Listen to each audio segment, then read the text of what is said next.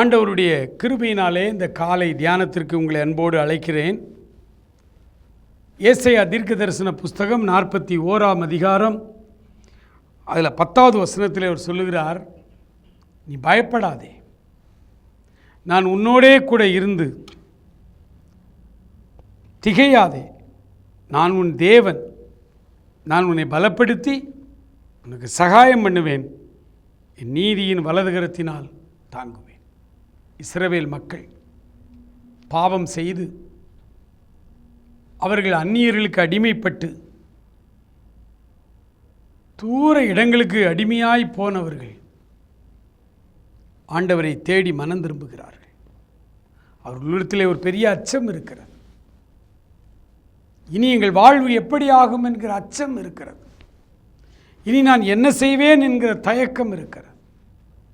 ஆண்டவருடைய வார்த்தை சொல்லுகிறது, அப்படி கலங்கி போயிருந்த மக்கள்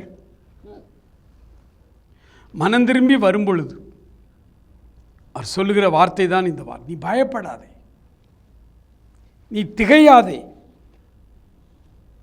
நான் உன்னுடனே கூட இருக்கிறேன். இந்த காலை வேளையிலே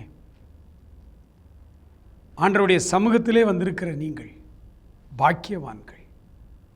உங்களை பார்த்தவர் சொல்லுகிறார், நீ பயப்படாதே, நான் உன்னுடனே கூட இருக்கிறேன், நான் உனக்கு சகாயம் பண்ணுவேன், என் நீதியின் வலதுகரத்தினால் உன்னை தாங்குவேன் என்று அவர் சொல்லுகிறார். என கண்பானவர்களே, ஆண்டவர் நம்மோடு கூட இருக்கிறார்.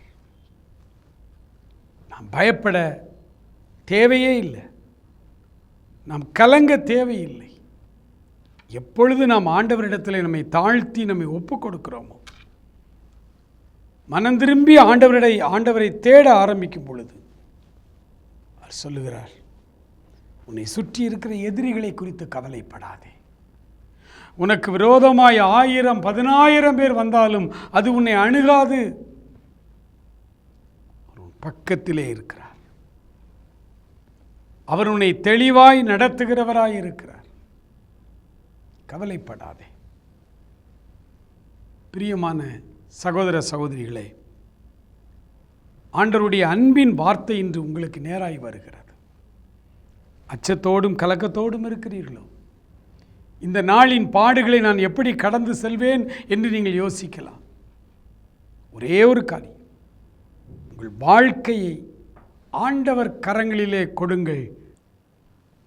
மகா இரக்கமுள்ள எங்கள் ஆண்டவரே, இந்த காலை வேளைக்காக நன்றியோடுமே நாங்கள் துதிக்கிறோம், ஸ்தோத்தரிக்கிறோம். அப்பா ஆண்டவரே, இந்த காலை தியானத்தில் எங்களுடைய சிந்தனைகள் விளிம்பு நிலை மனிதர்கள் மேல், ஆண்டவரே தேவை உள்ள மனிதர்கள் மேல், ஆண்டவரே உமக்கு ஸ்தோத்திரம், எப்போது நாங்கள் இரக்க சிந்தையோடு இருக்க எங்களுக்கு உதவி செய்திருளும்.